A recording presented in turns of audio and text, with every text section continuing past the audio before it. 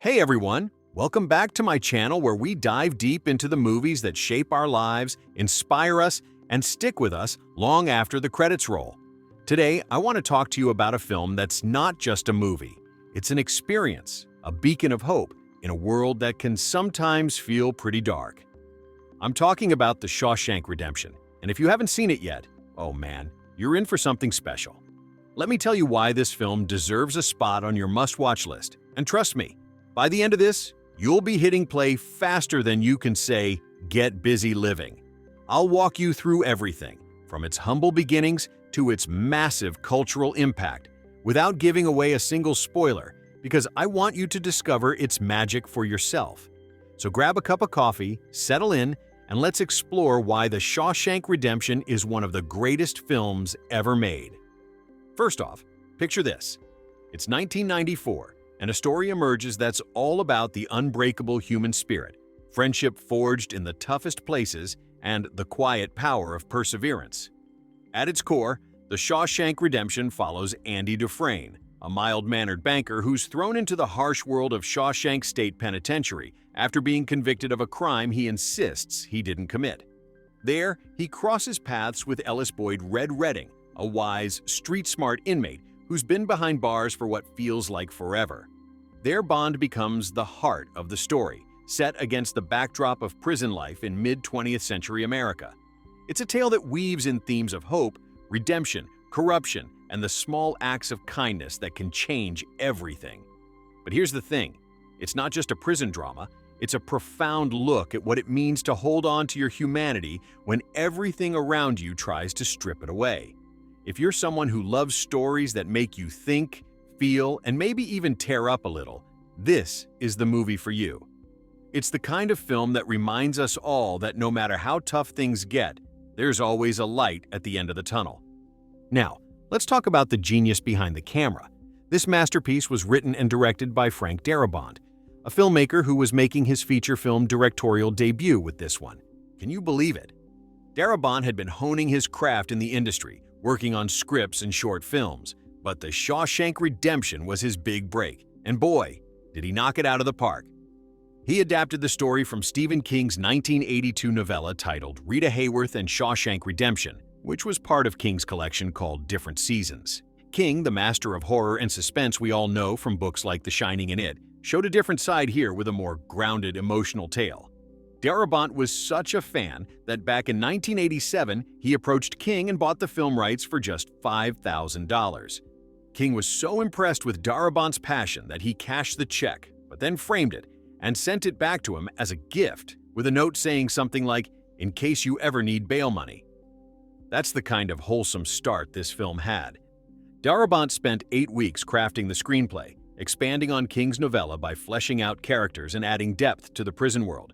He drew inspiration from classic films like those by Frank Capra, with their optimistic humanism, and even Martin Scorsese's Goodfellas for its narrative style.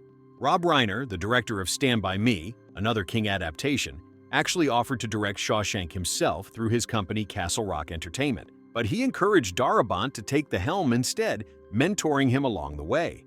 That's how dedicated Darabont was. He turned down big offers from stars like Tom Cruise, Tom Hanks, and Kevin Costner who were interested in the lead role because he wanted to stay true to his vision. Speaking of the cast, let's dive into the incredible performers who bring this story to life. Leading the charge is Tim Robbins as Andy Dufresne. Robbins, known for his thoughtful, introspective roles in films like Bull Durham and The Player, captures Andy's quiet intelligence and resilience so perfectly that you can't imagine anyone else in the part. Opposite him is Morgan Freeman as Red, the film's narrator and moral compass. Freeman's gravelly voice and wise presence make Red unforgettable. He's like the friend you wish you had in tough times. Freeman was already a rising star from films like Driving Miss Daisy, but this role solidified him as one of Hollywood's greats. Then there's Bob Gunton as Warden Samuel Norton, the prison's iron-fisted leader who's all about rules and appearances. Gunton, with his background in theater and roles in films like Demolition Man, brings a chilling authority to the character. Clancy Brown plays Captain Byron Hadley, the brutal head guard, and if you've seen him in Highlander or Starship Troopers, you know he can embody toughness like no one else. William Sadler is Haywood, a longtime inmate in Red Circle, adding humor and heart with his everyman charm. Sadler was fresh off Bill and Ted's Bogus Journey at the time. Gil Bellows portrays Tommy Williams, a young burglar who shakes things up. Bellows was relatively new, but nailed the youthful energy. And don't forget James Whitmore as Brooks Hatlin, the elderly prison librarian who's been inside for over 50 years. Whitmore, a veteran actor from films like Them and The Asphalt Jungle, delivers a performance that's poignant and heartbreaking. The supporting cast is just as stacked, filling out the prison world with authentic, memorable faces. Mark Rolston plays Boggs Diamond, the menacing leader of a prison gang, bringing intensity from his experience in Aliens. Jeffrey DeMunn is the prosecuting attorney in Andy's trial. DeMunn would later collaborate with Darabont on The Mist and The Walking Dead. Larry Brandenburg as Skeet, Brian Libby as Floyd, Neil Giuntoli as Jigger, David Proval as Snooze, Joseph Ragno as Ernie. These guys form Red's gang of long-timers, each adding layers to the inmate dynamics. Paul McCrane as Guard Trout, Jude Cicolella as Guard Mert, Renee Blaine as Andy's wife, Scott Mann as her lover. Small roles, but crucial to setting the scene. There's even Alfonso Freeman, Morgan's real-life son, in a cameo as a fresh inmate, which adds a nice family touch. Other notables include Frank Madrano as Fat Ass, Bill Belender as Elmo Blatch, Ned Bellamy and Don McManus as guards Youngblood and Wiley, Dion Anderson as Head Bull Haig, James Kasicki and Claire Slemmer as bank personnel.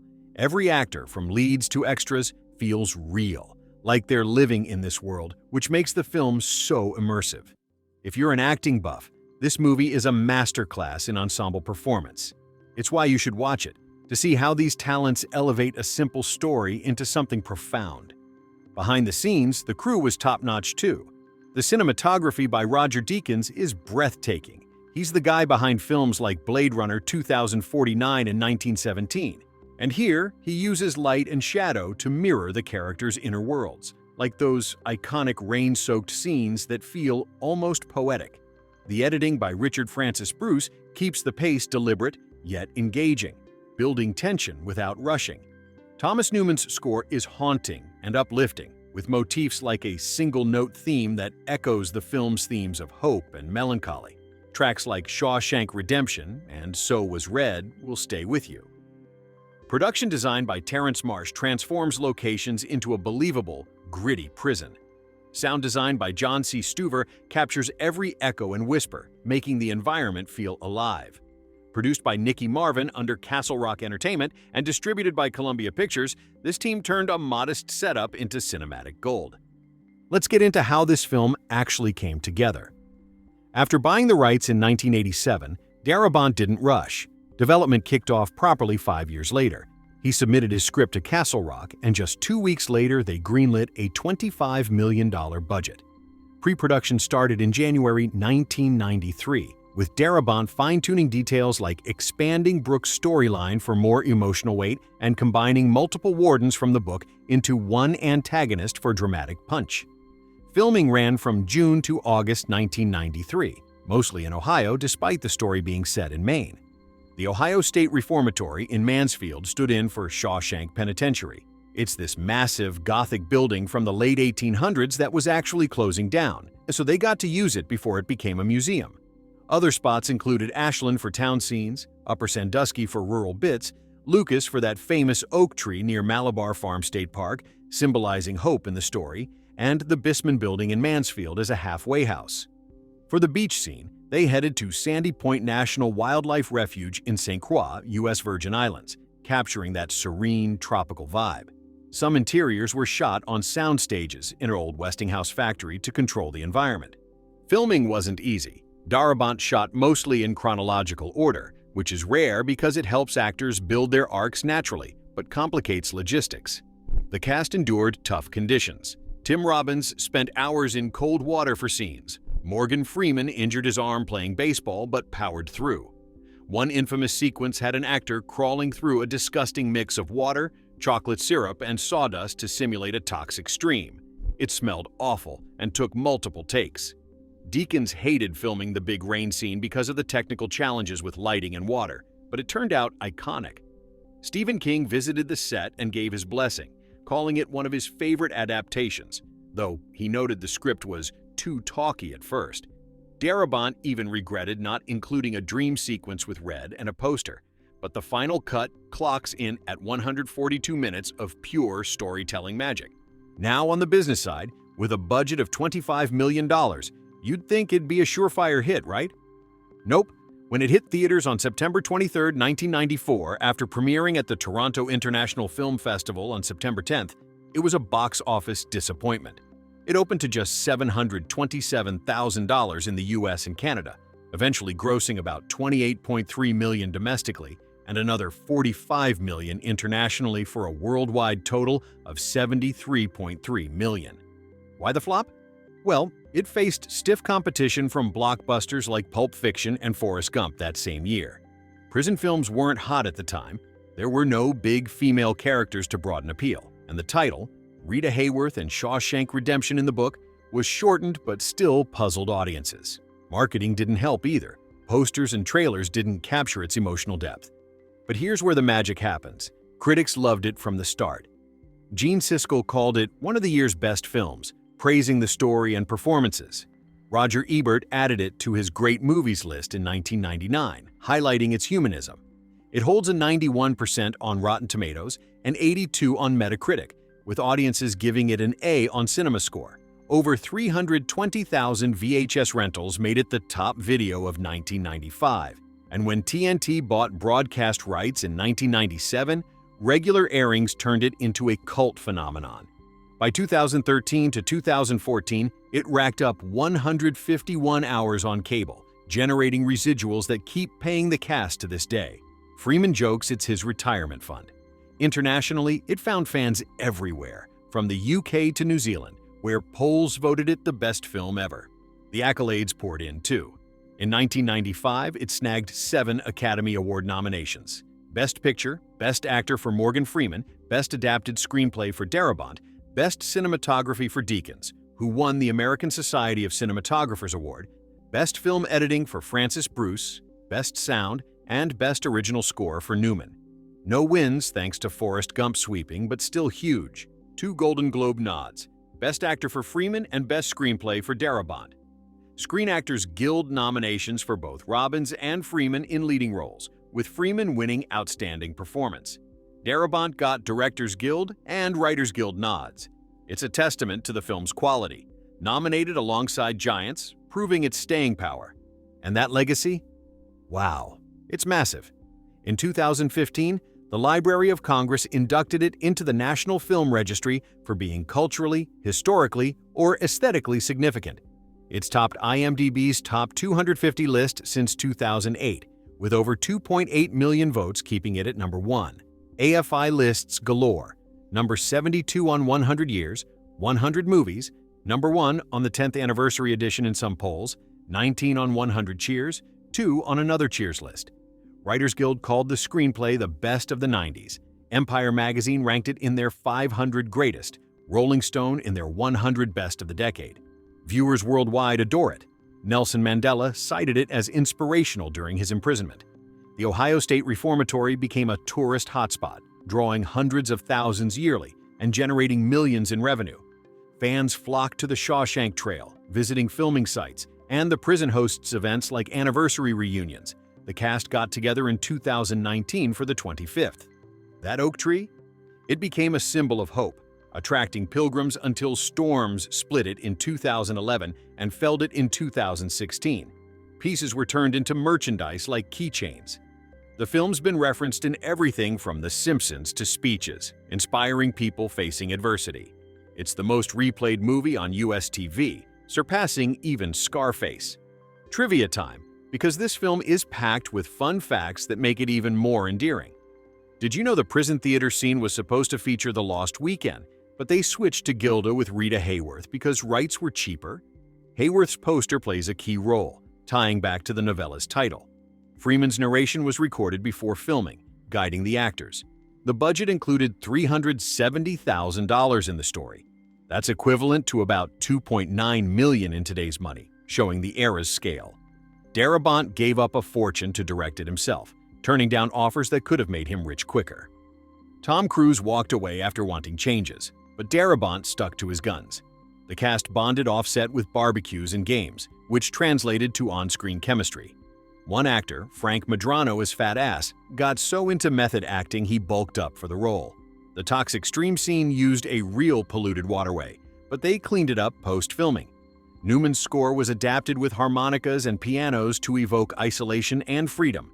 King loved the final product so much he called it his favorite adaptation, high praise from the author himself. As for adaptations, it all stems from King's novella In Different Seasons, a book that also spawned Stand By Me, An Apt Pupil. Darabont expanded Brooke's fate for tragedy, altered Tommy's arc for impact, and made the Warden a single, complex villain. No major remakes or sequels, but its influence spawned stage plays and even a 2009 opera. The story's universality keeps it fresh. Hey everyone, if you're still here with me, thank you for sticking around because we're not done yet. This movie deserves every minute we can give it. I want to keep diving deeper into why The Shawshank Redemption isn't just a great film, it's the kind of movie that changes how you look at life, at hope, at friendship, and at what it really means to be free. So, let's keep going, because there's so much more to unpack about this timeless masterpiece. Let me paint a clearer picture of the world inside Shawshank without giving anything away. The prison isn't just walls and bars, it's a full society with its own rules, hierarchies, dangers, and surprisingly, moments of beauty. You see how long-term inmates create routines to survive, how small privileges become treasures, how a simple act like sharing a cold beer on a hot roof can feel like the greatest gift in the world. The film shows the brutality of the system, the corruption that can seep into every corner, but it also shows the quiet rebellion of the human soul, the refusal to be completely broken. And all of this is done with such subtlety and respect for the audience. Frank Darabont never hits you over the head with messages. He trusts you to feel them, to think about them long after the screen goes black. One of the things that makes this movie stand apart is how it handles time. The story spans nearly 2 decades, and you feel every year of it. The way characters age, the way fashions change outside the walls, the way music and movies referenced in the prison reflect the passing eras. It all grounds the film in reality. You watch men grow old behind bars, dreams fade and sometimes rekindle, friendships deepen through shared hardship. It's rare for a film to make you feel the weight and value of time like this does. And yet, it never drags. Every scene earns its place. There's no filler, no forced action sequences just to keep things moving. The tension comes from the characters, from what they say and don't say, from what they hope for and fear.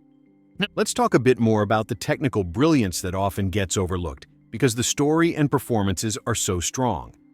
Roger Deakins' cinematography isn't flashy. It's masterful in its restraint. He uses natural light whenever possible, letting shadows fall across faces to show inner turmoil, or letting sunlight stream through windows to symbolize moments of grace. There's a famous sequence involving rain that many consider one of the most beautiful shots in cinema history, and you'll know it when you see it. The camera moves deliberately, often holding on faces longer than most modern films would dare, letting the actors do their work. Deakins was robbed of an Oscar that year, but he's gone on to win for other films, and Shawshank remains one of his most beloved works. Thomas Newman's score deserves its own paragraph. It's minimalist but incredibly emotional. He uses solo instruments, a harmonica, a piano, sparse strings, to create a sense of loneliness and longing. There's a recurring theme that's just a few notes, but it evolves throughout the film, growing from something melancholic to something triumphant. The music never manipulates, it supports. When there's silence in the film, it's powerful silence. When the music swells, it's earned. If you listen to the soundtrack on its own, you'll be transported right back to those prison walls and to the dreams that live beyond them. Now, I want to talk about something that makes this film truly special: its universal appeal. This isn't just an American story. People from every corner of the world connect with it. In countries where political prisoners have been held, in places where injustice feels every day, this film resonates deeply. It's been shown in prisons, actual prisons, and inmates have written letters saying how much it meant to them, how it gave them hope. Politicians have quoted it. Nelson Mandela reportedly loved it. It's been voted the favorite film in polls in the UK, New Zealand, India, South Korea, everywhere. Why? Because at its core, it's not really about prison. It's about the prisons we all build for ourselves: fear, regret, routine, complacency, and how we can choose to break free from them. It's about institutionalization, about how easy it is to get comfortable even in suffering, and how terrifying and necessary change can be. Another fascinating aspect is how the film deals with morality without being preachy. There are no clear heroes and villains in the cartoonish sense. Every character is human. Even the guards have moments where you see their humanity, or lack of it, in complex ways. The warden quotes scripture, but lives in hypocrisy. Red, our narrator, openly admits his guilt and wrestles with what redemption really means. Andy maintains his innocence, but never becomes self-righteous about it. The film asks big questions. Can people change? Is hope a good thing or a dangerous delusion? What does it mean to be institutionalized, not just in prison but in life? These questions linger with you. Now, let's circle back to the cast for a moment because they really are extraordinary. Morgan Freeman's narration is often cited as one of the greatest voiceover performances in film history. His voice is warm, wise, weary, and hopeful all at once. He doesn't just tell the story, he lives it. Every line feels like it's coming from a man who's seen too much but still believes in something better. Tim Robbins, by contrast, is quiet, contained, almost mysterious. He conveys so much with so little, a glance, a small smile, the way he walks. Their chemistry feels real because it developed over months of filming in that intense environment. The supporting actors, too. James Whitmore's Brooks is one of the most heartbreaking performances you'll ever see. In just a few scenes, he breaks your heart completely. Clancy Brown's Captain Hadley is terrifying precisely because he's so believable as a petty, cruel man given too much power. I want to share some more behind-the-scenes stories because they're just too good. During filming at the Ohio State Reformatory, the cast and crew really felt the weight of the location. It was a real prison that had housed actual inmates until recently, and some of the crew reported feeling uneasy in certain areas. The building was falling apart, bats lived in the ceilings, paint was peeling, it was freezing in winter and sweltering in summer. But that authenticity made it onto the screen. Tim Robbins said that wearing the prison uniforms and being in those cells day after day affected everyone's mood. It made the performances deeper. Morgan Freeman actually injured his arm early in filming, but refused to take time off because he didn't want to break the momentum. The baseball scenes were real. The actors played actual games during breaks to build camaraderie. Frank Darabont was incredibly hands-on. He operated the camera for some second-unit shots, he worked closely with the actors on every line, and he fought to keep the ending exactly as he envisioned it, even though some executives wanted something more conventional. He knew the power of the story lay in its subtlety and its faith in the audience. When test screenings had mixed reactions to the ending, he held firm. And he was right. Today, that ending is considered one of the most satisfying and uplifting in film history. The film's journey from box office disappointment to cultural phenomenon is itself inspiring. In 1994, it opened in limited release and struggled. Critics loved it, but audiences didn't show up in droves. It was re-released after the Oscar nominations and did better, but it wasn't until home video and especially cable television that it found its massive audience. TNT started airing it regularly in the late 90s, and people discovered it there. Families watched it together. It became appointment viewing. And once people saw it, they told their friends. Word of mouth turned it into a legend. Today, it's the highest-rated film on IMDb with millions of votes, and it has held that top spot for over 15 years. That's almost unheard of. The Shawshank Trail in Ohio is now a major tourist attraction. Fans from all over the world visit the prison, the oak tree site. Even after the tree fell, there's a new one planted. The locations used for the ending. The prison offers tours where guides share stories from the filming. Cast members have returned for anniversaries and events. In 2019, for the 25th anniversary, many of the actors reunited at the Reformatory, and fans came from everywhere to see them. It's become more than a movie. It's a pilgrimage for people who believe in hope. There's something else worth mentioning. The film's influence on other media. Countless movies and TV shows have referenced it, parodied it, paid homage to it. Lines like, "Get busy living" or "Get busy dying" have become part of everyday language. It's quoted in speeches, in courtrooms, in therapy sessions. It's taught in film schools as an example of perfect adaptation, perfect pacing, perfect character development. Screenwriting books use it as the gold standard. If you're someone who thinks older films can't speak to modern audiences, Watch this and think again. Its themes, corruption in institutions, the power of friendship, the danger of losing hope, are more relevant than ever.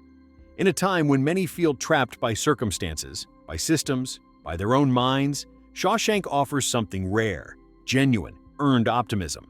Not the fake, forced kind, but the kind that comes from facing the worst and choosing to believe anyway. I could talk about this film for hours more, but I want you to experience it for yourself. If you've never seen it, please, make time. Turn off your phone, get comfortable, and let it wash over you. If you've seen it before, watch it again with fresh eyes. Notice the details, the way light falls, the small gestures between friends, the way music transforms a moment. Watch it with someone you love and talk about it afterward. This is one of those rare films that brings people closer. So, to wrap this up, though I really don't want to, The Shawshank Redemption is more than a movie. It's a reminder of what cinema can be at its very best. Emotionally honest, beautifully crafted, deeply human. It's proof that stories about hope and resilience will always matter, no matter how dark the world feels. It's a film that says, quietly but powerfully, that no wall is high enough, no night dark enough to extinguish the human spirit.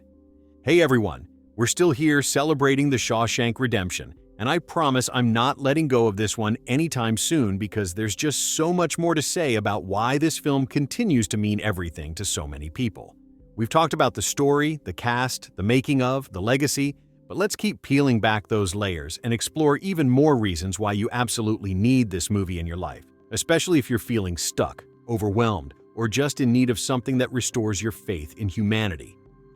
One of the most powerful things about The Shawshank Redemption is how it portrays friendship. Not the loud, flashy kind we see in a lot of movies, but the quiet, steady, life-changing kind that grows slowly over years of shared struggle. The bond between Andy and Red isn't built on grand gestures at first. It's built on small moments of trust, conversation, kindness, and understanding. In a place designed to strip away your identity and your connections to the outside world, these two men find a way to remind each other that they're still human, still worthy of respect and care. It's the kind of friendship that many of us dream of having. Someone who sees you clearly, believes in you when you can't believe in yourself, and sticks around no matter what. If you've ever had a friend like that, this movie will hit you right in the chest. And if you haven't, it'll show you what's possible and maybe even inspire you to be that person for someone else. Another thing that keeps this film so fresh is its honesty about despair. It doesn't pretend that hope is easy or that bad things don't happen to good people. It shows the toll that years of injustice and confinement take on the body, the mind, and the spirit. There are moments in this movie that are genuinely hard to watch, not because of violence or gore, but because they force you to confront how fragile we all are, how quickly life can derail, how easy it is to lose yourself in routine or fear. But here's the beauty. The film never leaves you in that darkness. It earns every bit of light it offers. Every moment of joy, every glimmer of possibility feels real because we've seen the alternative. That's why the uplifting parts hit so hard. They're not cheap or manipulative. They're the reward for staying with these characters through the tough stuff. Let's talk a little more about the writing, because Frank Darabont's screenplay is often studied as one of the finest adaptations ever committed to film. He took Stephen King's novella, which is wonderful in its own right, quieter and more introspective, and expanded it in ways that make it cinematic without losing the soul of the original. He added scenes that deepen the emotional impact, fleshed out supporting characters, and structured the narrative so that every thread pays off beautifully. The dialogue is sharp but natural, lines that sound like real people talking, not movie characters delivering speeches. And yet, so many of those lines have become iconic because they distill big truths into simple, unforgettable words. Hope is a good thing, maybe the best of things. Get busy living or get busy dying. There's something inside that they can't get to, that they can't touch. That's yours. These aren't just quotes, they're mantras that people carry with them through real hardships. The film also has this incredible balance of tones. It's dramatic and intense, but it has moments of genuine humor. Dry, dark, prison yard humor that comes from men making the best of a bad situation. There's warmth in the camaraderie among the inmates, tenderness in unexpected places, even a sense of wonder when something beautiful breaks through the monotony. That mix keeps the movie from ever feeling oppressive, even when the subject matter is heavy. You laugh, you tear up, you hold your breath, you exhale in relief, all in the span of 2.5 hours. It's emotional whiplash in the best possible way. I want to touch on something that doesn't get talked about enough: how the film treats intelligence and creativity as forms of resistance. Andy isn't a physical fighter. He's not going to overpower guards or lead a riot. His strength lies in his mind, his patience, his ability to see possibilities where others see only walls. He uses knowledge, skill, and imagination to carve out small pockets of dignity and meaning in a place that wants to crush both. It's a reminder that creativity isn't a luxury, it's a survival tool. Whether it's art, music, education, or problem-solving, these things can keep us alive inside when everything else is trying to kill our spirit. In a world that often undervalues thinkers and dreamers, this movie says loud and clear, your mind is your greatest weapon, and no one can take it from you. The way the film handles redemption itself is also profound. It's not about becoming perfect or erasing the past. It's about acknowledging your mistakes, carrying the weight of them, and still choosing to move forward towards something better. Red's journey in particular wrestles with what it means to be rehabilitated, not just released from prison, but truly ready to live again. The film asks whether people can change after decades of being one way, whether society gives second chances, whether we give them to ourselves. These are questions we all face at some point, whether we've been literally incarcerated or just trapped by our own choices, regrets, or circumstances. Let's not forget the sheer craftsmanship on display. Every department fired on all cylinders. The production design makes the prison feel lived in. Peeling paint, worn stone, the echo of footsteps down long corridors. The costume design ages the characters believably over decades with subtle changes in hair, posture, clothing. The sound design is immersive. You hear the clank of gates, the murmur of voices in the yard, the sudden silence when something important happens. Even the props tell stories. Worn books in the library, carved chess pieces, a rock hammer that seems insignificant at first. Nothing is accidental. Everything serves the story. And the pacing, oh man, the pacing. In an era of fast cuts and constant stimulation, Shawshank dares to be deliberate. It gives scenes room to breathe, lets emotions settle, builds anticipation slowly. Some people might call it slow on first watch, but that's because it's doing something different. It's inviting you to live inside this world, to feel the passage of time alongside the characters. By the time the story reaches its climax, you've invested so much emotionally that the payoff is overwhelming in the best way. This movie also has a rare quality. It gets better with every viewing. The first time, you're caught up in the story and the emotions. The second time, you notice the foreshadowing, the careful planting of details that pay off later.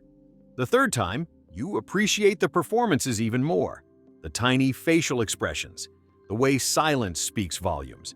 The 10th time, you're quoting lines along with the characters and tearing up at the same moments because they never lose their power.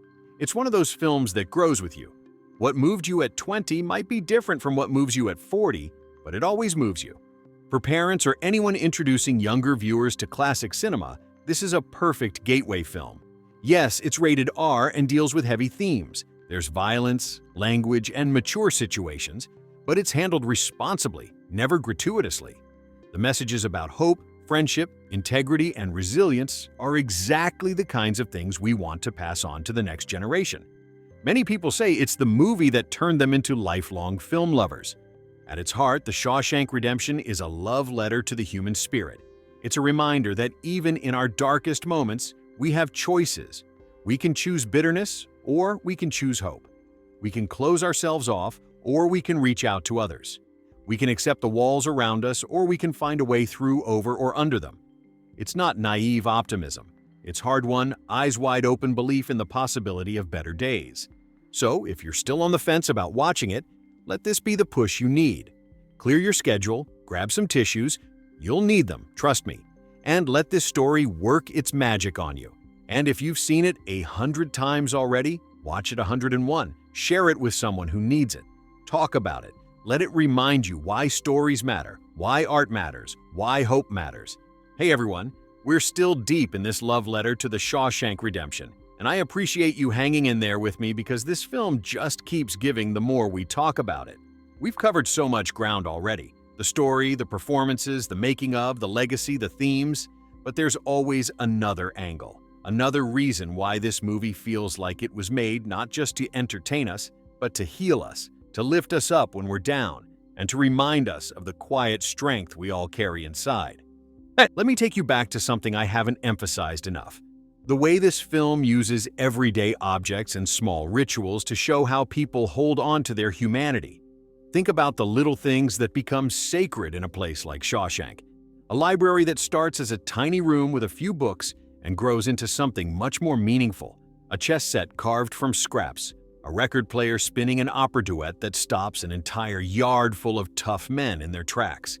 These aren't big, explosive moments. They're gentle, profound ones that say so much about beauty, culture, education, and the soul's need for nourishment. In a world that tries to reduce people to numbers, these characters fight back by creating, sharing, teaching, and appreciating art in all its forms. It's a beautiful argument for why things like books, music, and learning matter. They're not luxuries.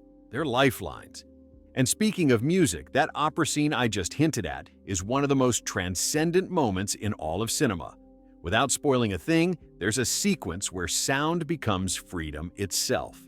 The way the camera moves, the expressions on the faces of the men listening, it's pure magic. Thomas Newman's score sets it up perfectly, and then this piece of classical music takes over and elevates everything to another level. People talk about getting chills from movies, and this is one of those scenes that delivers them every single time, no matter how many times you've seen it. It's a reminder of how art can transport us, even when our bodies are trapped. Another aspect that makes Shawshank stand out is how it portrays the passage from despair to renewal without ever feeling forced or corny. So many films try to sell hope, but they do it with over-the-top speeches or convenient plot twists. Here, hope is earned through patience, through tiny victories that no one else notices, through years of quiet determination. It's realistic hope, the kind that real people cling to in real struggles. That's why the film resonates with anyone who's ever felt trapped, whether by a bad job, a toxic relationship, grief, depression, addiction, or actual injustice. It doesn't promise that everything will be easy or that justice always comes quickly. It promises something better, that if you protect that inner part of yourself, if you keep moving forward one small step at a time, something beautiful can still be waiting on the other side.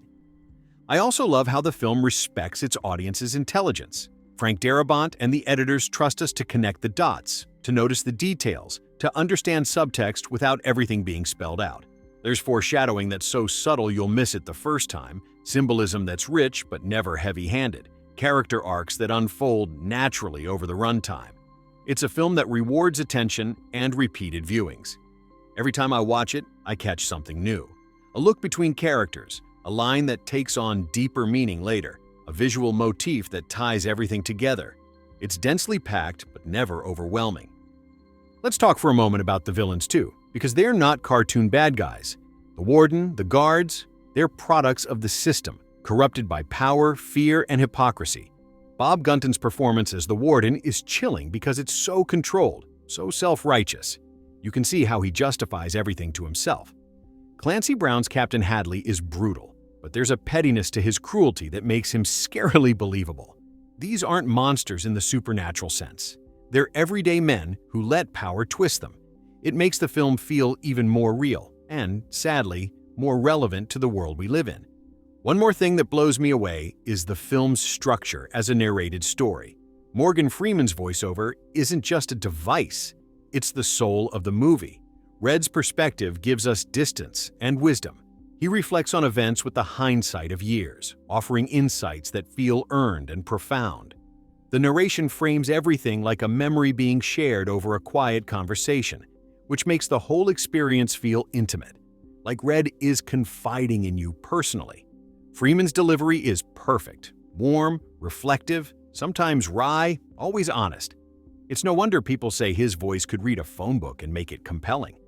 If you're a filmmaker or an aspiring one, this movie is required study.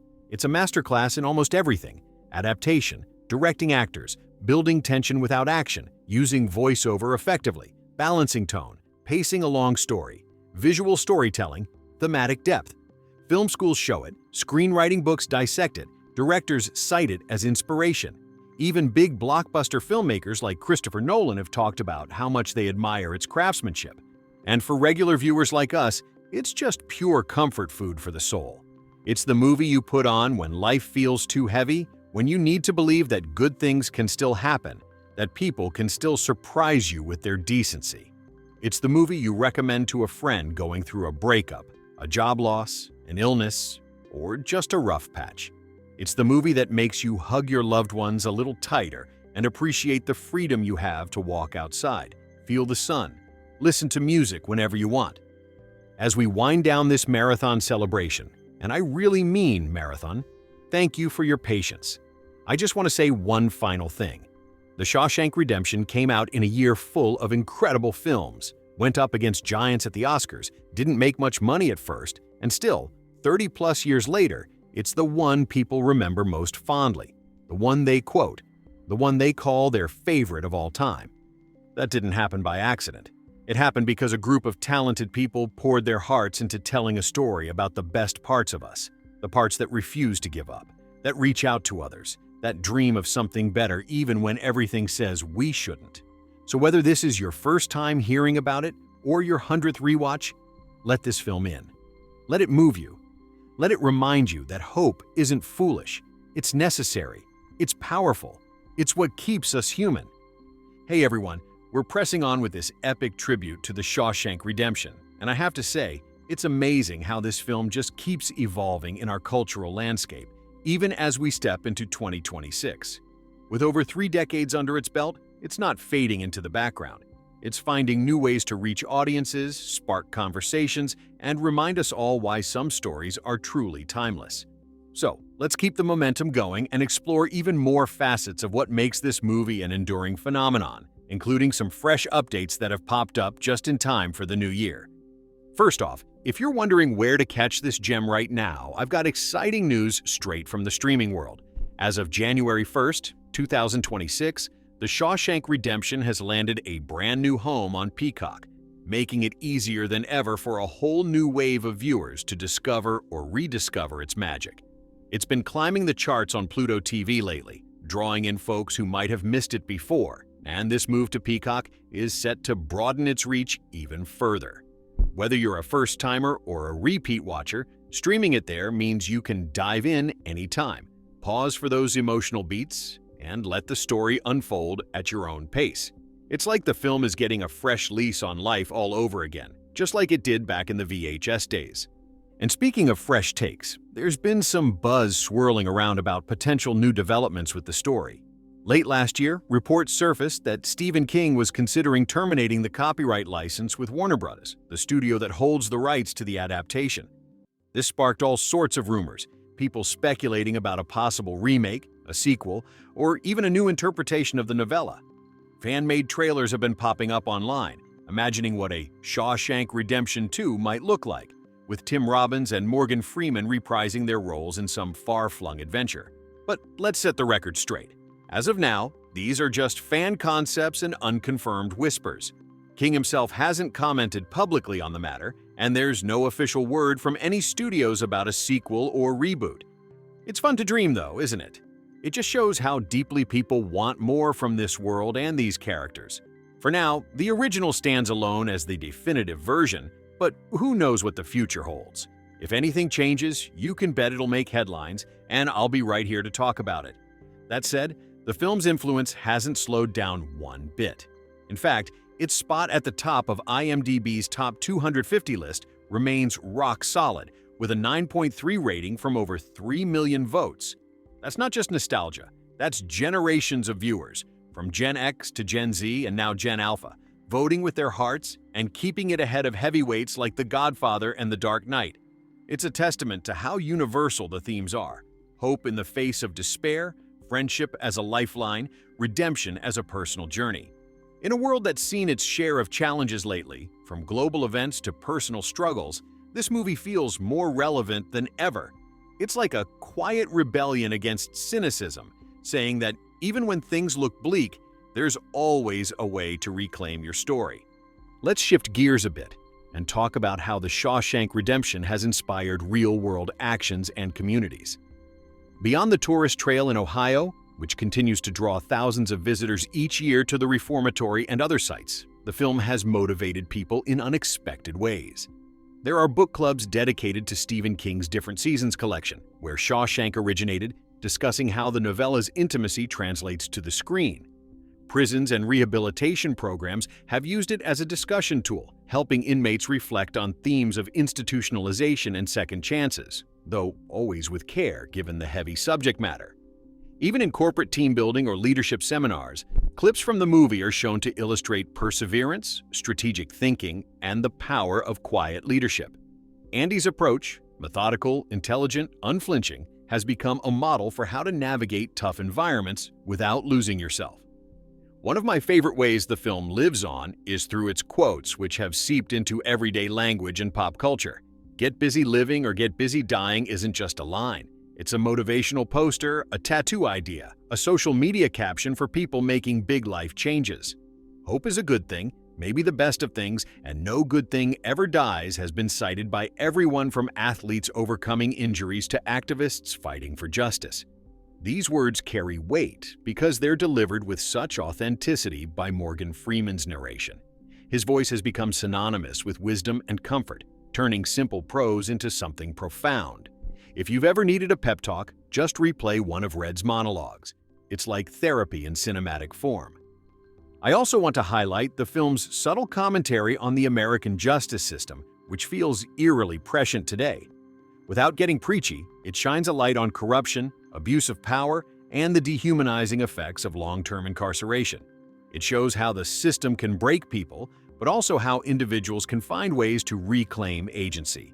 In 2026, with ongoing conversations about prison reform, mental health in confinement, and wrongful convictions, Shawshank serves as a cultural touchstone. It's not a documentary, but it sparks empathy and discussion, encouraging viewers to think about real issues through the lens of a compelling story. For those who love diving into the technical side, let's nerd out a little more on the cinematography and editing. Roger Deakins' work here set a standard for prison films that followed. His use of desaturated colors inside the walls contrasts sharply with the vibrant hues in moments of freedom or memory, visually reinforcing the themes. The long takes in key scenes build intimacy, making you feel like you're right there with the characters. Richard Francis Bruce's editing is seamless, weaving timelines and flashbacks without confusion, always serving the emotional rhythm.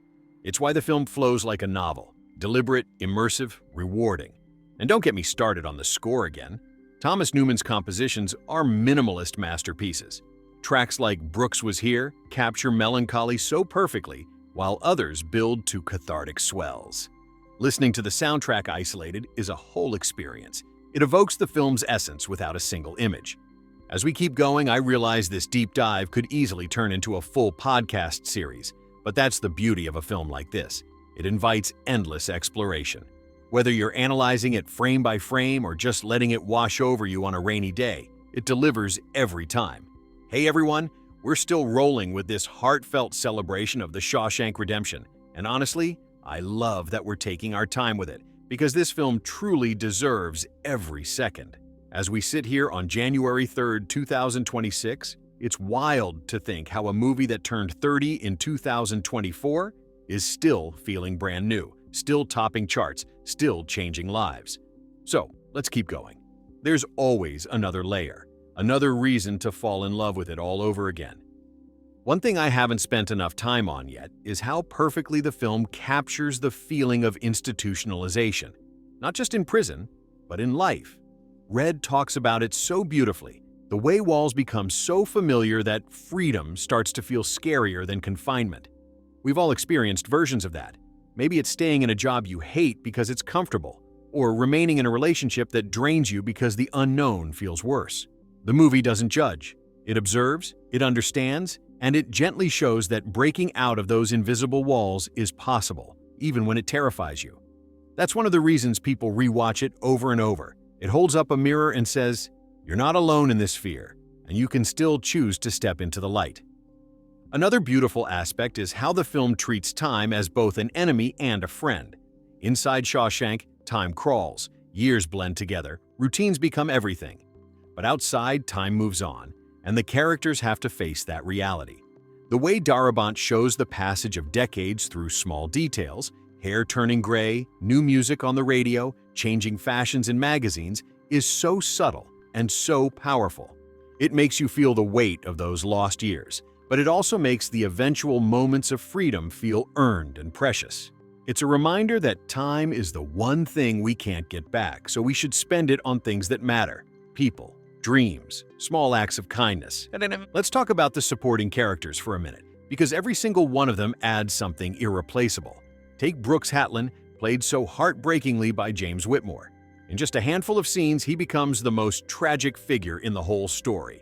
A man who has been inside so long that the world outside has become alien to him. His arc is devastating, but it's also a quiet warning about what happens when hope is lost completely.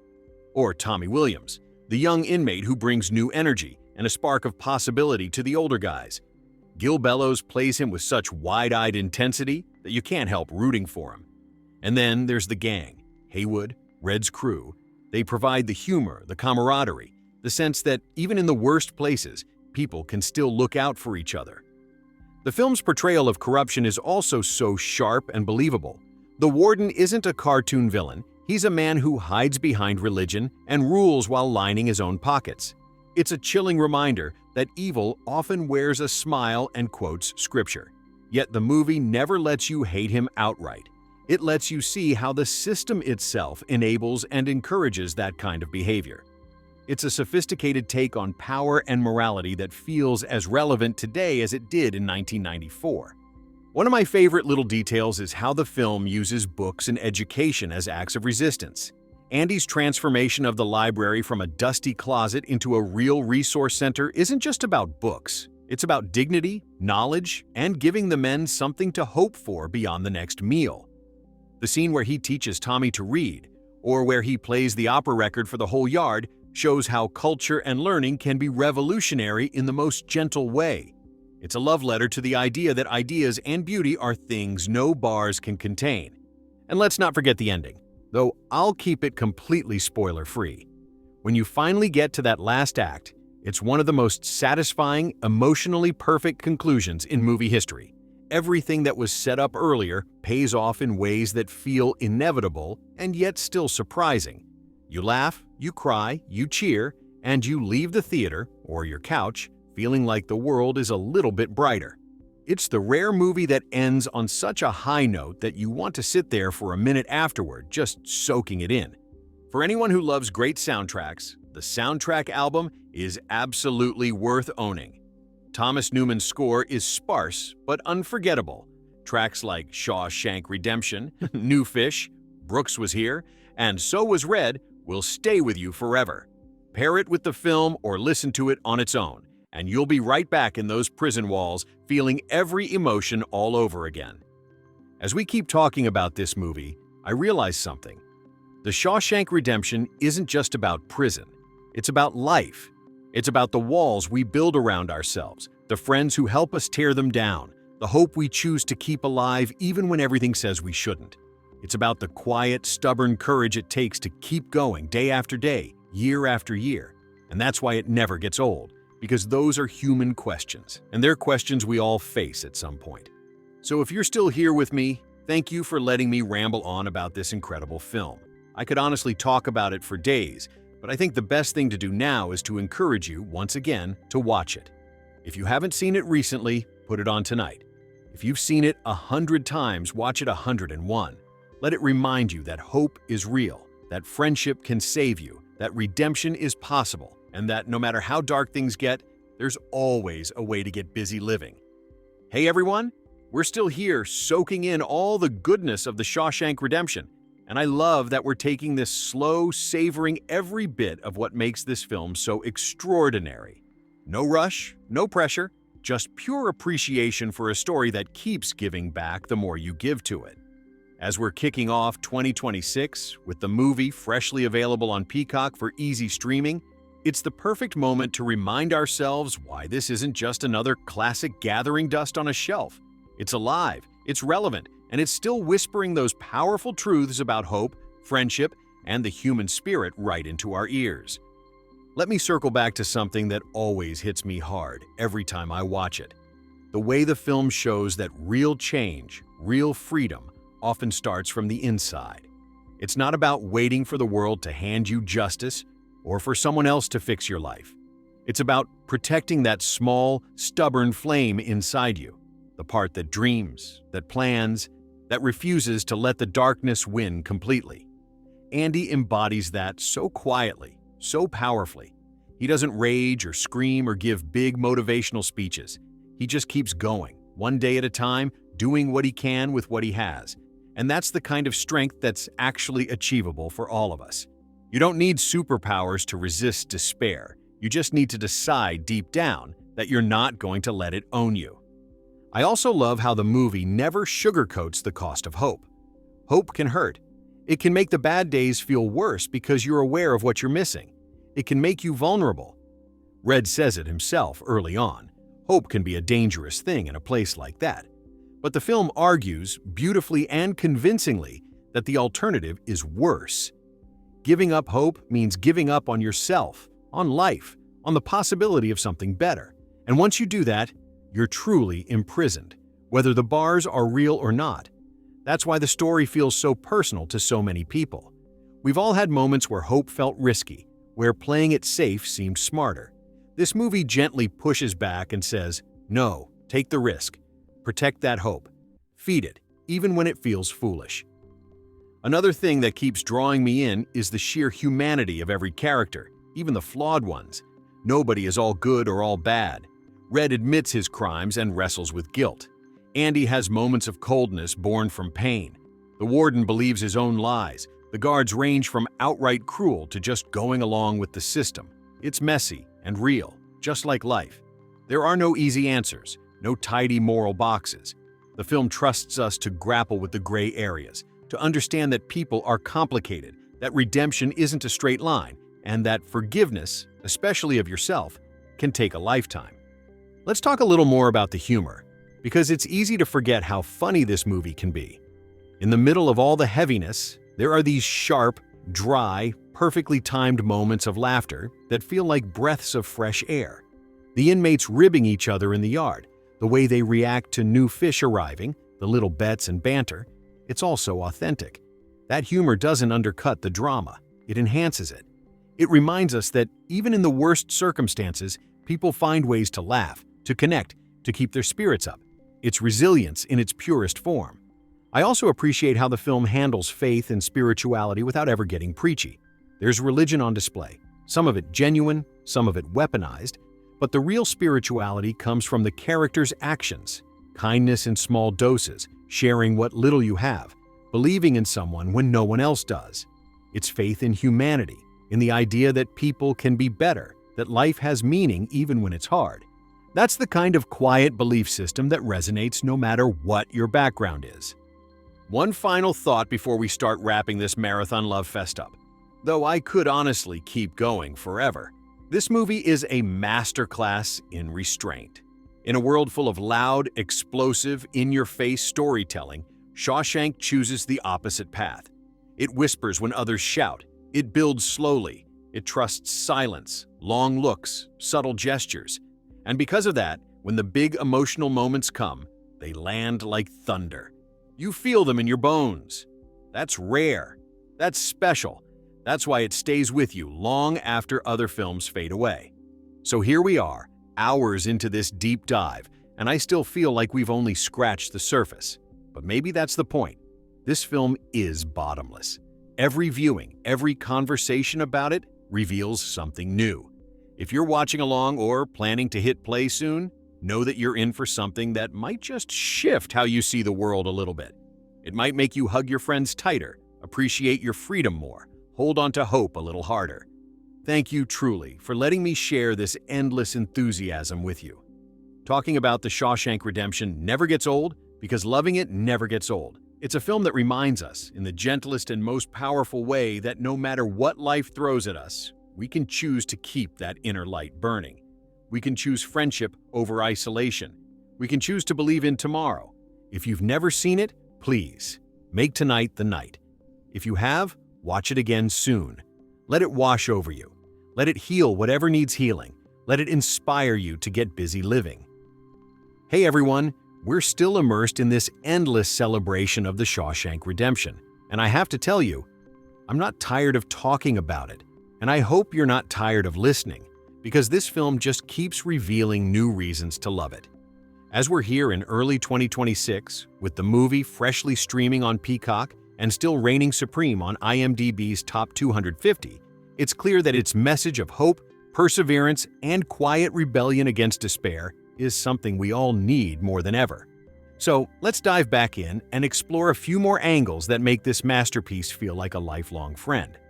One thing that always strikes me is how the film portrays the power of small acts of defiance. In a place designed to crush the individual, the characters find ways to assert their identity through the tiniest things. A carved chess piece, a name written on a wall, a library expanded one book at a time, a moment of music shared with hundreds. These aren't grand revolutions, they're personal victories that no one can take away. It's a beautiful reminder that resistance doesn't always look dramatic. Sometimes it's just refusing to let the system erase who you are. In our own lives, those small acts, standing up for what's right in a meeting, creating something beautiful when the world feels ugly, helping someone without expecting anything back.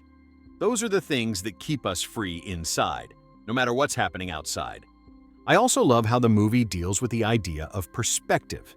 Red's narration gives us this reflective, almost philosophical view of everything that happens. He looks back on events with wisdom earned the hard way, pointing out ironies, regrets, moments of grace that weren't obvious at the time. It's like having a wise older friend telling you a story from their life, full of lessons they wish they'd understood sooner. That framing makes the whole film feel like a meditation on time, memory, and growth. You finish watching and find yourself reflecting on your own life, on the choices you've made, the people who've shaped you, the hopes you've held onto or let go. Let's give a little more love to the direction, because Frank Darabont's choices are so smart and so confident for a first-time feature director.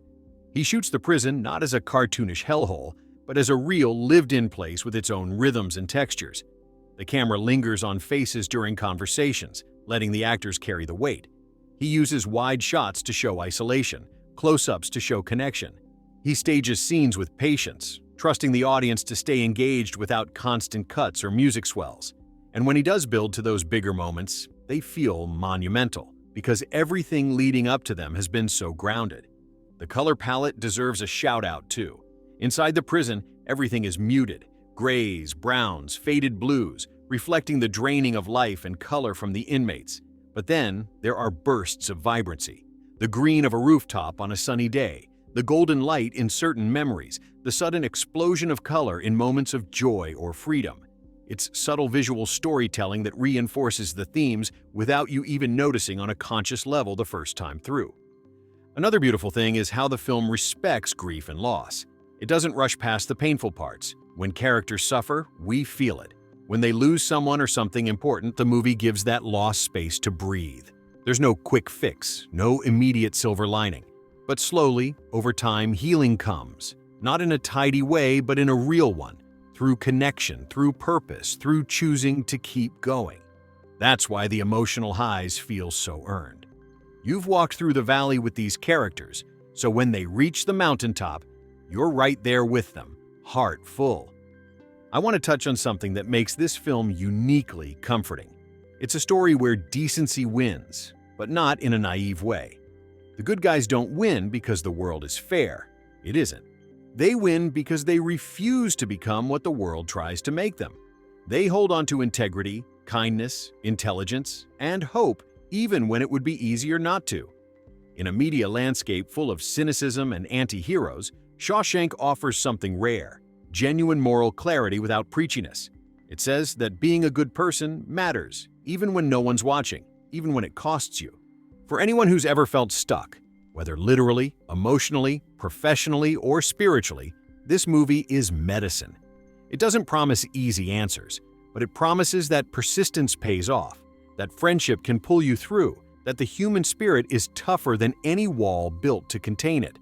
People have told stories of watching it during breakups, job losses, illnesses, grief, even actual imprisonment, and finding strength they didn't know they had. That's not hyperbole. That's the power of a story told with truth and heart. As we start to wind down this truly epic deep dive, and I mean it, we've covered so much ground together, I just want to say thank you again for letting me share my endless love for this film with you. Talking about the Shawshank Redemption feels like talking about an old friend who's always there when you need them. Reliable, wise, uplifting, and full of quiet miracles. If there's one final takeaway I want you to carry, it's this. No matter what walls you're facing right now, there's always a way to keep your soul free. Protect your hope. Reach out to your people. Do small things that remind you who you are. And when you need a reminder that better days are possible, put this movie on. Let Morgan Freeman's voice wrap around you like a warm blanket. Let the story do its work. This has been one of the most joyful things I've ever gotten to do, gushing about a film that means the world to me, and I know to so many of you. So go watch it, rewatch it, share it with someone who needs it. Let it fill you up. Hey everyone, we're not quite done yet with this epic ode to the Shawshank Redemption because honestly, how could we be? This film has so many nooks and crannies to explore, so many ways it touches our lives that I could keep going for another hour easy. But let's keep it rolling. Maybe we'll circle back to some of the finer details I haven't delved into deeply enough, or reflect on how this story has shaped pop culture in ways that still surprise me. As we're sitting here in early 2026 with the movie streaming fresh on Peacock and still dominating those all-time best lists, it's the perfect time to dig a little deeper into why this isn't just a great watch. It's a cultural touchstone that keeps evolving with us. Let me start by talking about the novella it's based on, Stephen King's Rita Hayworth and Shawshank Redemption from his 1982 collection Different Seasons. If you haven't read it, it's worth picking up after you watch the movie, because while Darabont stayed true to the spirit, he expanded things in ways that make the film even richer. The book is shorter, more internal, focusing heavily on Red's thoughts and memories. King wrote it as a non-horror piece to show his range, and it's fascinating how he draws from his own experiences with fame and isolation to inform the themes of being trapped.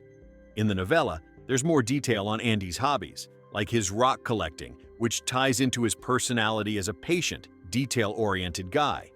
Darabont amplified those elements, turning them into visual metaphors that speak volumes without words. If you're a King fan, this is one of his most hopeful works, proving he can do heartwarming just as well as horrifying. One underrated part of the film is the way it uses symbols so elegantly. That rock hammer Andy gets early on. It's not just a tool, it's a symbol of persistence, of chipping away at problems one tiny bit at a time. Or the posters on the wall. They represent beauty, escape, the outside world sneaking into a place that's all about shutting it out. Even the beer on the rooftop scene, it's freedom in a bottle, a brief taste of normalcy that reminds the men they're still capable of enjoying life. These aren't hammered in, pun intended. They're woven in naturally, letting you discover them on your own. That's the mark of great storytelling, layers that reward you for paying attention. I also want to shout out the editing some more, because Richard Francis Bruce's work is seamless. The way the film jumps between timelines without confusing you, how it builds suspense through cross-cutting, how it lets quiet moments linger. It's all so precise. There's a rhythm to the movie that feels like a heartbeat, slow and steady during the drudgery, quickening when tension rises, swelling to a crescendo in the emotional peaks. If you're into film technique, study this one. It's why the runtime flies by, even though it's over 2 hours. Let's reflect on the cultural impact a bit more. This movie has been parodied and referenced everywhere, from The Simpsons to Family Guy, where they spoof the prison life and narration. In The Office, there's an episode where Andy Bernard quotes it. Even in video games like Grand Theft Auto, there are nods to Shawshank. It's become shorthand for any story about wrongful imprisonment or unbreakable bonds. And remember how it influenced actual people? There are stories of prisoners who watched it and found motivation to educate themselves or seek parole. Nelson Mandela, during his own long imprisonment, reportedly drew inspiration from it. That's not just entertainment, that's real-world influence. Another fun angle is the merchandise and fan culture that's grown up around it. You can buy replicas of Andy's rock hammer, Shawshank posters, even tours of the filming locations that include scavenger hunts for movie props. The oak tree site, even after the original fell, has a new sapling planted by fans, symbolizing renewal. There are podcasts dedicated to analyzing every scene, fan theories about what happens after the credits, though Darabont has said he's happy with the ambiguity, and online communities sharing how the film helped them through tough times. In 2026, with mental health conversations more open than ever, Shawshank's message about resilience feels like a balm for the soul. If you're thinking about watching it with a group, it's perfect for movie nights. Pause it during key scenes to discuss the themes. How does institutionalization show up in everyday life? What does real friendship look like under pressure? It sparks great conversations, and for solo viewing, it's even better. You can let the emotions hit you full force without distraction. As we keep extending this love letter, I realize this film is like a fine wine. It gets better with age. What felt profound in the 90s feels urgent now, in a world full of division and uncertainty. It reminds us to look for the good in people, to fight for what's right, quietly but firmly, to never let go of that inner spark. Hey everyone, we're still here, wrapped up in the warm embrace of the Shawshank Redemption, and I swear this movie has a way of making time feel both endless and precious all at once. Just like the story itself, this deep dive keeps unfolding, revealing new reasons to cherish it with every passing minute. As we're rolling through early 2026, with the film newly available on Peacock and still sitting pretty at the very top of IMDb's all-time list, it's impossible not to feel grateful for a story that refuses to age, refuses to fade, and keeps finding its way into new hearts every single day. Let me take a moment to talk about something that doesn't get nearly enough attention: the way this film celebrates patience as a superpower. In a world that rewards instant gratification, quick fixes, and viral moments, Shawshank dares to say that the most meaningful victories often come from years of quiet, steady effort. Nothing flashy, nothing loud, just consistent, disciplined work toward a goal that most people would call impossible. Andy doesn't give up because results aren't immediate. He doesn't despair when progress is measured in inches rather than miles. And because of that, when the payoff finally arrives, it's overwhelming in the best way. It's a lesson we could all use more of. Real change, real growth, real freedom. They take time, but they're worth every second of waiting. I also want to shine a light on how beautifully the film handles loneliness without ever letting it win. Every character carries it in some form: the isolation of long sentences, the pain of lost families, the ache of dreams deferred. But the story shows us that loneliness isn't the end. Connection is possible, even in the most unlikely places. A conversation in the yard, a shared joke during work detail, a favor done without expecting repayment. These small threads weave into something strong enough to hold a person together when everything else falls apart. If you've ever felt alone, this movie reaches out and says, "I see you." And there's still room for someone to sit beside you, even in the dark. Another thing that keeps pulling me back is the sheer poetry in the writing. Frank Darabont's script is full of lines that sound simple on the surface but carry oceans of meaning underneath. Red's voiceover isn't just narration, it's literature. The way he describes geology as the study of pressure and time, or how he talks about the Pacific having no memory, these aren't throwaway lines. They're profound observations about life, forgiveness, and starting over. The dialogue between characters feels lived in, like real conversations between men who've known each other for decades. There's no forced exposition, no clunky explanations. Everything flows naturally, revealing character and advancing the story at the same time. Let's give some more love to the ensemble, because while Tim Robbins and Morgan Freeman rightfully get most of the praise, the supporting players are what make the prison feel like a real community. William Sadler's Haywood with his dry wit, Mark Rolston's menacing presence, Gil Bellows bringing youthful fire, every one of them adds texture. And James Whitmore as Brooks, oh man. In just a few scenes, he delivers one of the most devastating performances in film history. The way he clings to routine, the fear in his eyes when faced with the outside world. It's heartbreaking because it's so honest. So many of us have felt that fear of change, even when we know it's necessary. The film's soundscape is another quiet masterpiece.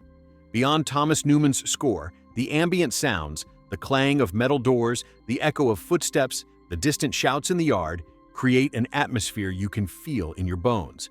When silence falls, it's powerful. When a single harmonica plays, it's haunting. When that opera record spins, it's transcendent. Sound isn't just background here. It's a character, shaping mood and emotion every step of the way. As we keep extending this conversation, I realize something profound. The Shawshank Redemption isn't trying to be the flashiest or the loudest movie in the room. It doesn't need to be. Its power comes from truth, from restraint, from believing in the audience's ability to feel deeply without being told how to feel. In an age of constant noise and distraction, that kind of trust feels revolutionary. If you're someone who's never seen a classic film because you think they'll feel dated or slow, let this be the one that changes your mind. Yes, it's from 1994.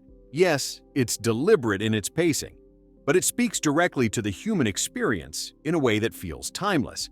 The clothes might look a little retro, the cars a little old school, but the emotions, the struggles, the triumphs, they're as fresh and relevant as today's headlines. So here we are, deep into this marathon love letter, and I still don't feel like we've said everything there is to say. But maybe that's okay. Maybe the beauty of a film like this is that it leaves room for you to bring your own heart to it, your own experiences, your own hopes and fears. It meets you where you are and walks with you for a while, reminding you that you're not alone. Hey everyone, we're still riding this beautiful wave of appreciation for the Shawshank Redemption, and I have to admit, the more we talk about it, the more I fall in love with it all over again. It's like sitting around a campfire with friends, sharing stories about something that changed us deeply and never wanting the night to end. Here in early 2026, with the film streaming proudly on Peacock and holding its crown as the highest-rated movie on IMDb with that perfect 9.3 from millions of votes, it's clear this isn't just nostalgia talking. This is a story that keeps proving itself, generation after generation, as one of the most powerful pieces of cinema ever created. Let me share something personal for a moment. Every time I watch this movie, and trust me, it's been dozens of times, there's always one quiet moment that gets me. It's not one of the big, dramatic scenes everyone talks about. It's a smaller one, where a character does something kind for no reason other than it's the right thing to do. No reward, no recognition, just pure decency in a place that tries to beat it out of you. That moment reminds me why I love this film so much. It believes in goodness, not as something rare or mythical, but as something ordinary people are capable of, even in the worst circumstances. In a world that sometimes feels overwhelmed by cruelty and cynicism, Shawshank says, softly but firmly, no, people can still choose to be kind. They can still choose to help each other, and that choice matters more than anything. I also keep coming back to how perfectly the film understands forgiveness. Not the easy Hallmark card kind, but the hard, complicated, deeply human kind. Forgiveness of others, forgiveness of yourself, forgiveness of a world that let you down. Red wrestles with it. Andy lives it in his own quiet way. The story doesn't demand that characters forget what happened to them or pretend the pain wasn't real. It just asks, can you carry the weight and still move forward? Can you let go of bitterness enough to let something new grow? That's not weakness. That's strength. That's wisdom earned through fire. Another layer I adore is how the film treats memory and storytelling itself. Red's narration isn't just a way to move the plot along, it's the whole point. He's telling this story years later, looking back with perspective, turning pain into meaning, turning survival into something almost beautiful. It's like he's saying that one of the greatest acts of freedom is choosing how you remember your life. You can't change what happened, but you can choose what it means. You can choose to frame it as a story of loss or as a story of endurance, friendship, and quiet triumph. That's a power no prison, no hardship, no injustice can ever take away. Let's talk about the visuals one more time, because Roger Deakins truly outdid himself. The way he uses light in this film is poetry without words. There's a scene where sunlight breaks through clouds in a way that feels almost spiritual, like grace itself touching down in a place that doesn't deserve it, or the long shadows in the corridors that make the prison feel endless and oppressive, or the soft golden glow in moments of memory and hope. Light isn't just illumination here, it's symbolism, it's emotion, it's theme made visible. Deakins didn't win the Oscar that year, but this work alone cemented him as one of the greatest cinematographers of all time. And the way the film ends, again, no spoilers, but that final stretch is pure cinematic perfection. The buildup, the release, the quiet joy. It's everything you didn't know you needed until it's happening. You feel like you've been holding your breath for 2 hours and finally get to exhale. And then you want to sit in that feeling for as long as possible. It's rare for a movie to land its ending so completely that people applaud in their living rooms, but this one does it every time. If you're someone who loves quotes, really loves them, this movie is a treasure trove. Not the cheesy, overused kind, but lines that stick because they're true. Lines you find yourself thinking about months later when life gets hard. Lines you text to a friend who's struggling. Lines that become part of how you see the world. There's a harsh truth to face. Some birds aren't meant to be caged. Salvation lies within. I find I'm so excited I can barely sit still or hold a thought in my head. Every one of them earned, every one of them profound. As we stretch this conversation further, and thank you for indulging me truly, I keep thinking about how lucky we are to have this film. In a career full of great roles, this is the one Morgan Freeman is most proud of. Tim Robbins has said it changed how he approaches acting. Frank Darabont calls it the purest expression of his voice as a filmmaker. Stephen King considers it one of the best adaptations of his work ever. And for millions of viewers around the world, it's not just a favorite movie, it's a companion through dark times, a source of strength, a reminder of what's possible. So if you're listening to this and thinking, okay, I've heard enough, I need to watch it now, then mission accomplished. If you're a longtime fan smiling and nodding along, then I'm right there with you. Either way, this film belongs to all of us now. It's ours to revisit whenever we need hope, whenever we need beauty, whenever we need to remember that the human spirit is unbreakable. Hey everyone, we're still here, completely wrapped up in the magic of the Shawshank Redemption. And I promise you, this film has an endless supply of heart to give. As we're kicking off 2026 with it freshly available on Peacock for easy streaming, it's the perfect time to keep celebrating why this story continues to feel like a warm hand on your shoulder during tough times. A quiet voice saying, keep going, you're stronger than you think. One of the things that always brings me back is how gently the film handles the idea of second chances. It doesn't shout about redemption. It shows it slowly and realistically. Characters don't wake up one day and magically become better people. They wrestle with their past. They carry guilt. They make mistakes, even while trying to do right.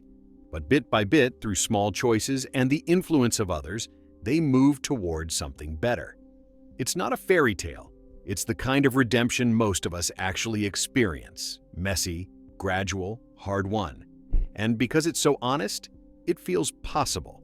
It makes you believe that no matter how far you've fallen or how long you've been stuck, there's still a path forward if you're willing to take it. I also keep thinking about how the movie portrays intelligence as a quiet form of power. Andy isn't the strongest or the loudest guy in the yard. He doesn't win fights or intimidate people, but his mind, his knowledge, his patience, his ability to see patterns and possibilities where others see only dead ends. That's what changes everything. In a system designed to strip away your agency, using your brain becomes an act of rebellion. It's a beautiful message for anyone who's ever felt powerless. Your thoughts, your skills, your creativity, they belong to you. No one can take them. And in the right moment, they can open doors that brute force never could. Let's talk about the way time feels in this film. The story covers almost 20 years, and you feel every one of them. The slow creep of routine, the way hope can flicker and almost die, the gradual building of trust between friends. It's all there in the details. A haircut that ages a character, a new poster on a wall, a song on the radio that marks a new decade. Darabont doesn't rush any of it. He lets you sit in the discomfort, in the waiting, in the small joys that break through the monotony. And because of that, when things finally shift, when momentum builds toward the end, it feels monumental. You've earned that emotional release right alongside the characters. Another quiet strength of the movie is how it shows that healing often happens in community. Andy doesn't make it alone. Red doesn't either. It's the conversations in the cafeteria, the shared work on the roof, the library that becomes a gathering place, the way the men look out for each other in subtle ways. Even in a place built to isolate and punish, human connection finds a way. It's a reminder that we need each other, not in big dramatic ways all the time, but in the everyday moments of listening, helping, believing in someone when they can't believe in themselves. I love, too, how the film never cheapens its emotions. There are tears in this movie, but they're earned. There are moments of joy, but they come after pain. There's triumph, but only after years of struggle. Nothing is handed to the characters, and nothing is handed to us as viewers. We have to feel the weight to appreciate the lift. That's why it stays with you. That's why people say it helped them through depression, loss, failure, injustice. It doesn't lie to you and say, everything will be okay tomorrow. It says, things might stay hard for a long time. But if you hold on, if you protect that part of yourself that still dreams, if you let good people in, then one day you might look up and realize the sky is wider than you remembered. As we keep stretching this conversation, and thank you again for your patience and your shared love for this film, I just want to say how grateful I am to get to talk about something that matters this much. In a world full of noise and quick takes and disposable content, The Shawshank Redemption stands apart because it asks for your time, your attention, your heart, and then gives back tenfold. It respects you enough to be patient, to be deep, to trust that you'll stay with it through the quiet parts because the payoff is worth it. Hey everyone, we're still right here together, floating in that perfect Shawshank glow, and I swear this movie has some kind of gravitational pull. The longer we talk about it, the deeper it pulls us in. It's January 3rd, 2026. The film is literally waiting for you right now on Peacock, and I just want to keep giving you more reasons to press play tonight, tomorrow, this weekend, whenever you can clear 2.5 hours and let something truly beautiful happen to your soul. Let me tell you something I don't say often enough. This movie is medicine, pure, honest-to-God medicine. I've had days, rough days, where everything felt heavy, where hope felt like a word other people got to use but not me. And I put this film on, not because I thought it would magically fix anything, but because I knew it would remind me that people have survived worse, carried heavier loads, stared down darker nights, and still found their way back to the light. And every single time, without fail, by the time Morgan Freeman's voice says those final lines, something inside me feels a little lighter, a little braver, a little more willing to keep going. If that's not medicine, I don't know what is. There's this quiet moment early on where Andy does something so small, so seemingly insignificant, that most movies would skip right over it. But Shawshank lingers on it, lets you feel the weight of it, because it knows that real life isn't made of explosions and speeches. It's made of those tiny, stubborn acts of dignity that nobody applauds. And when you see that moment, you realize, I can do that. I can do the small thing today. I can keep my head up. I can be decent even when the world isn't decent back. That's the kind of power this film hands you. Not superheroes, just regular people choosing not to give up their humanity. I also think about how perfectly it captures the terror and the thrill of hope. Hope isn't always comforting. Sometimes it's terrifying, because once you let yourself hope, you have something to lose again. Red knows that. He warns against it at first, but then something shifts. He sees what happens when someone refuses to let hope die, even when every rational part of him says it's pointless. And slowly, almost against his will, he starts to believe again. That's one of the most honest portrayals of hope I've ever seen on screen. It's not blind optimism, it's a choice, a daily, deliberate choice to believe that tomorrow might be better, even when today is trying its hardest to convince you otherwise. And can we just take a second to appreciate how this film treats aging? Not as something to fear, but as something inevitable and, in its own way, beautiful. We watch these men grow old behind walls, their hair graying, their bodies slowing, their dreams shrinking, and then, miraculously, expanding again. It's a reminder that it's never too late. You're never too old, too broken, too far gone. As long as you're breathing, there's still time to choose life. There's still time to matter. There's still time to find your Ziwatanejo, whatever that looks like for you.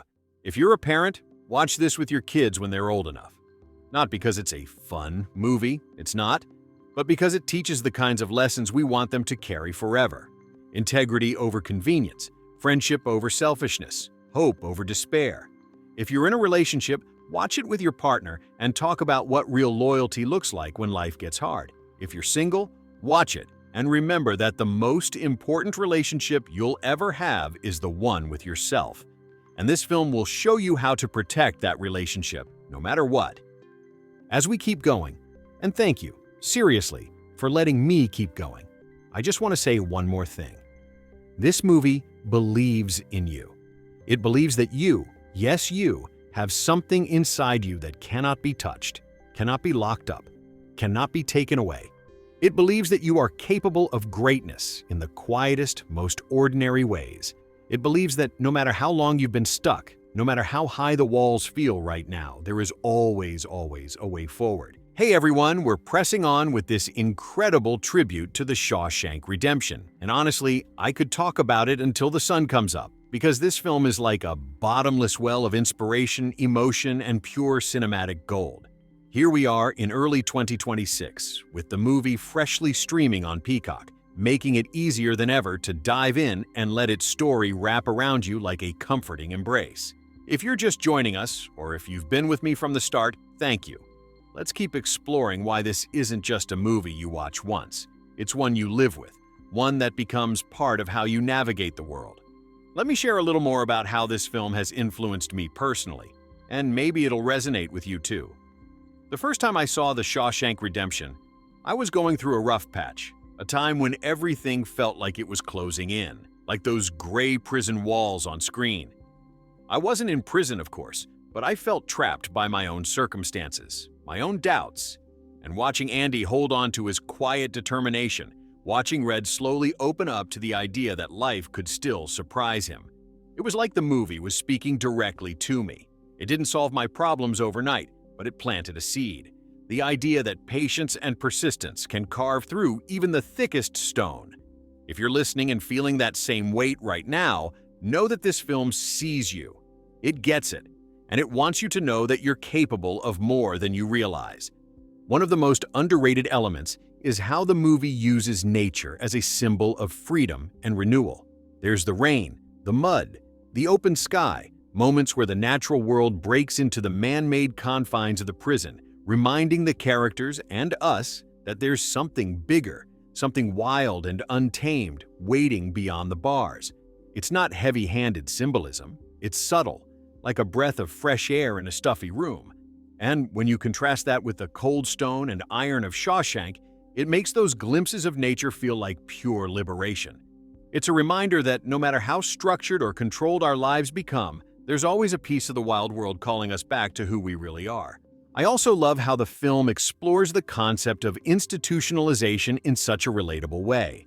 Brooks's story in particular is a gut punch, not because it's dramatic, but because it's so real.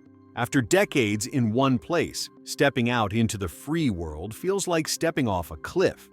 The routines that once oppressed you become the only thing you know, and change, even positive change, feels terrifying.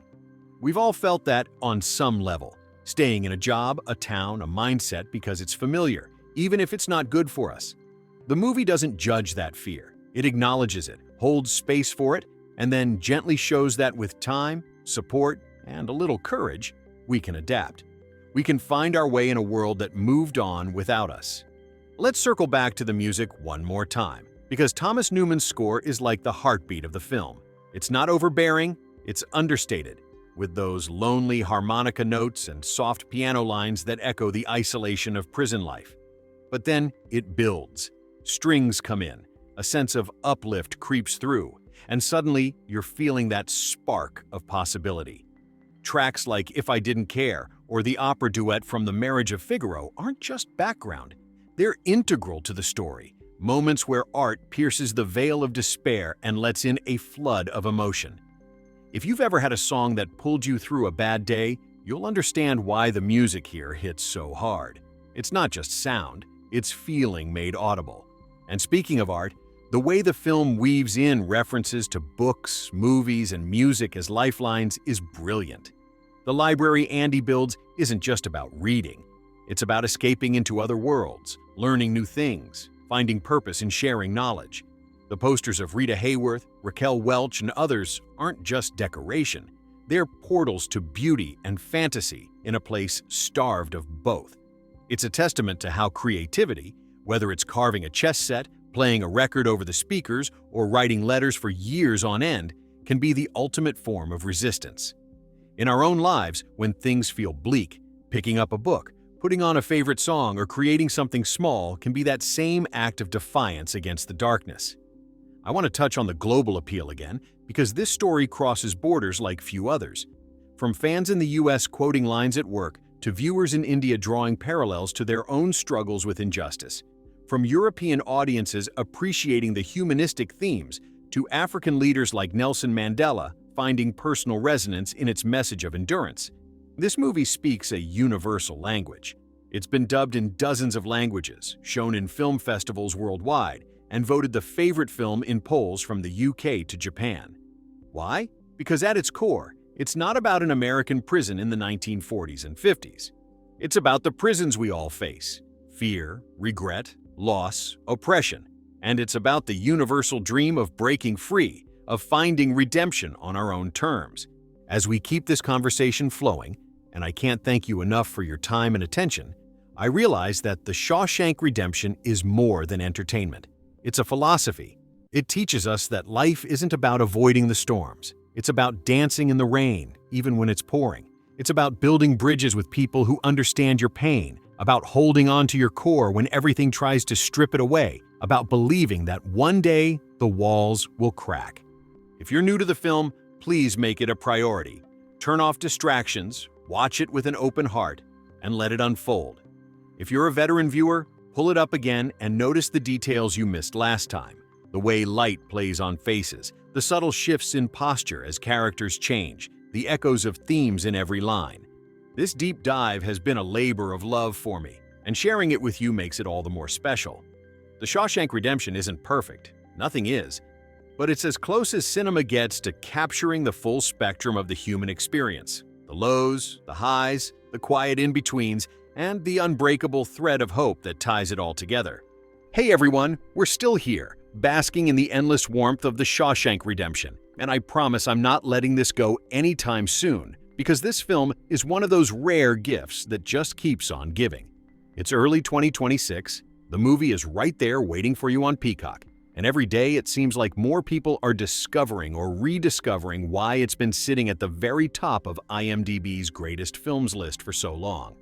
If you've been riding this wave with me, thank you. Let's keep going and talk about a few more things that make this story feel like it's custom-made for the human heart. One of the quiet miracles of this film is how it shows that true freedom isn't always about where you are. It's about who you are on the inside. You can be behind real bars and still have a soul that's wide open and untamed, or you can be walking around in the free world and feel completely imprisoned by fear, regret, or routine. The movie doesn't just tell us that, it lives it through every character.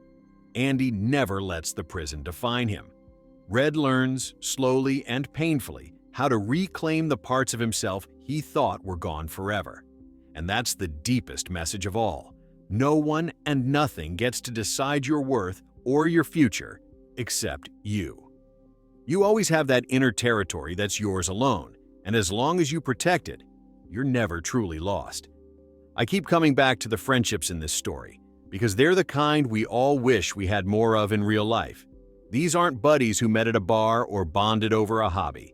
These are men who met in the worst possible place, under the worst possible circumstances, and still managed to build something real and lasting. They listen to each other. They help without keeping score. They believe in each other when belief feels impossible. There's no backstabbing, no competition, just steady, quiet support that grows stronger over years. In a time when a lot of us feel more connected online than in person, this movie reminds us what genuine friendship looks like. Showing up day after day, even when it's hard, even when there's nothing obvious to gain. Let's talk about the way the film handles injustice, because it does it with such grace and restraint. It doesn't rage or preach.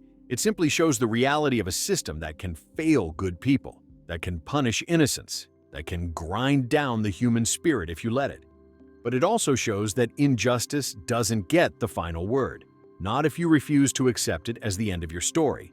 The movie trusts us to feel the anger and the sadness without needing to spell it out. And then it offers something better, the possibility of rising above it, not through revenge, but through persistence, intelligence, and an unbreakable sense of self. Another thing that blows me away every time is the sheer beauty of the filmmaking on display. From Roger Deakins' masterful use of light and shadow to the way the camera moves so deliberately, lingering on faces and letting silence do the talking. Everything is in service of the emotion. There's no showy tricks, no unnecessary flourishes, just pure, confident storytelling that knows the power is in the characters and their journey. It's the kind of filmmaking that feels almost old-fashioned in the best way. Patient, respectful, deeply human. And can we appreciate how rewatchable this movie is? Some films are great once, maybe twice. This one gets richer every single time. On your first watch, you're caught up in the story and the emotions. On the second, you start noticing the foreshadowing, the careful setup of details that pay off later. On the third or fourth, you fall in love with the performances, the tiny expressions, the way voices crack at just the right moment, the weight behind every line. By the 10th watch, you're quoting it with the characters, tearing up at the same spots, and still finding new layers to appreciate. It's comfort food for the soul, but the kind that also challenges you and makes you better. If you've ever wondered why this film, out of all the incredible movies released in 1994, is the one that people still call their absolute favorite decades later, it's because it speaks to something eternal. It taps into the part of us that refuses to give up, that still believes in goodness even after seeing the worst, that knows deep down that life is worth fighting for. In good times, it reminds us to be grateful. In bad times, it gives us strength. And in all times, it gives us hope. So as we keep extending this beautiful conversation, and I truly mean it, thank you for letting me keep sharing my love for this film, I just want to leave you with this. The Shawshank Redemption isn't about a prison. It's about you. It's about me. It's about every one of us who has ever felt trapped and still chose to dream anyway. Hey everyone, we're still deep in this heartfelt celebration of the Shawshank Redemption. And I don't know about you, but talking about this film feels like sitting with an old friend who always knows exactly what to say to lift your spirits. It's early 2026. The movie is streaming bright and clear on Peacock, ready for anyone who needs its message right now. And I just want to keep sharing why this story isn't something you watch and forget. It's something you carry with you, something that quietly shapes how you face your own days. Let me tell you about one of the most powerful things this movie does. It shows that hope isn't something you're born with or without. It's something you choose, again and again, even when everything around you is screaming that it's pointless. Early on, there's this sense that hope is dangerous, that it sets you up for disappointment. But as the story unfolds, you see what happens when someone refuses to let that hope die. It doesn't make the hard things go away. It doesn't guarantee a happy ending tomorrow, but it changes everything. It gives meaning to the waiting. It turns survival into living, and slowly it spreads, like a light in a dark room, drawing others toward it without even trying. If you've ever felt like giving up on a dream, a relationship, a version of yourself you thought was possible, this film looks you in the eye and says, "Don't. Not yet. There's still time." I also keep thinking about how beautifully the movie portrays the slow, almost invisible process of change. People don't transform overnight. They don't have epiphanies that fix everything in one scene. Change comes in tiny increments, a conversation that plants a seed, a small act of kindness that lingers, a moment of beauty that reminds you what you're fighting for. Over years, those moments add up. They reshape you when you weren't looking. That's how real growth works, isn't it? Not in fireworks, but in the quiet accumulation of choices to keep going, to stay open, to believe a little longer. This film honors that process. It doesn't rush it. It lets you feel every step. And let's not overlook the way it celebrates the ordinary heroes among us. These aren't caped crusaders or billionaires with gadgets. These are regular men, flawed, scarred, guilty of things both big and small, who still manage to do extraordinary things with whatever they have. A little knowledge here, a favor there, a refusal to become bitter. It's a love letter to the quiet strength most of us possess, but often forget we have. The kind of strength that doesn't make headlines, but changes lives anyway. The kind that says, I may not be able to fix the whole world, but I can make this one corner of it a little better. Another thing that always moves me is how the film treats silence. In a lot of movies, silence is awkward, something to fill with music or dialogue. Here, silence is meaningful. It's the space where thoughts settle, where emotions deepen, where characters connect without words. A look across the yard, a nod during a meal, a shared moment listening to something beautiful. Those silences say more than pages of dialogue ever could. They're where the real intimacy lives. In our noisy world, this movie reminds us that sometimes the most powerful thing you can offer someone is just your quiet presence, your willingness to sit with them in the hard stuff. If you're someone who loves stories that make you think about your own life long after the credits roll, this is the gold standard. You'll finish watching and find yourself reflecting on your friendships, your regrets, your dreams you set aside, the walls you've built, or let others build around you. And instead of feeling heavy, you'll feel motivated. You'll want to reach out to someone you haven't talked to in a while. You'll want to pick up that project you abandoned. You'll want to forgive yourself a little more, believe in tomorrow a little harder. As we keep this conversation alive, and thank you truly for letting me pour my heart out like this, I just want to say again how special it is to share something this meaningful with all of you. The Shawshank Redemption isn't flashy. It doesn't try to overwhelm you with effects or twists. It just tells the truth about what it means to be human, to hurt, to hope, to help each other through it all. So please, if there's any part of you that's been waiting for the right moment, this is it. Watch it tonight. Watch it with someone you love. Watch it alone with a blanket and whatever makes you feel safe. Let it do its quiet, powerful work on you.